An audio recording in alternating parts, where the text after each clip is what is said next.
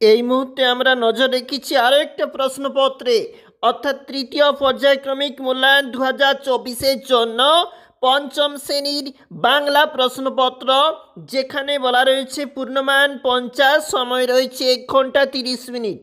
আমরা প্রশ্নটা একবার দেখবো এখানে কি রয়েছে। পরীক্ষার্থীর নাম, বিদ্যালয়ের নাম, বিভাগ, জেলা নিজেরা অবশ্যই ফিল আপ করবে।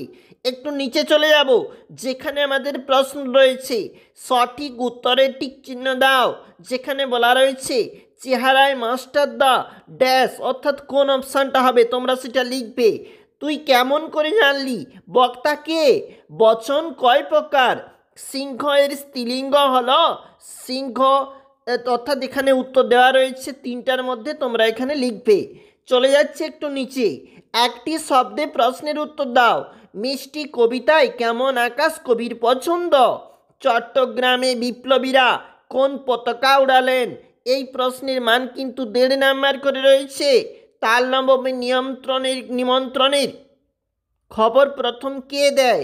কে ঘুড়ি লেজের সাথে নদীর তুলনা করেছিল? সংক্ষিপ্ত প্রশ্নধর্মী উত্তর, যেখানে 4 গুণ 2.5 রয়েছে। প্রশ্ন দেখো কি বলেছে। বোম্মাগড়ে রাজা কবিতায় রানীর দাদা মন্ত্রী কি করেন?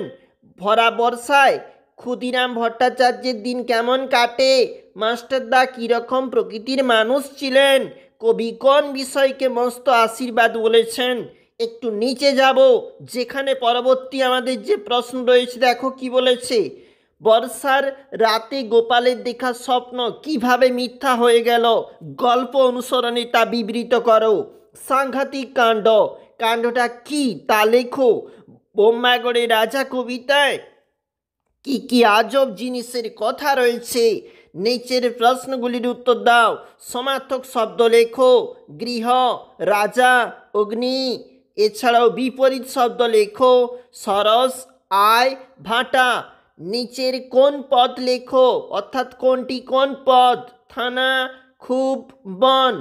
লিঙ্গান্তর করো। গুণবান, মৎসি। একটি বিষয় প্রবন্ধ রচনা লেখো। একটি বৃষ্টির দিন, বৃক্ষরোপণ, রবীন্দ্রনাথ ঠাকুর। অবশ্যই দেখবে 2024-এর জন্য আরও একটি প্রশ্নপত্র।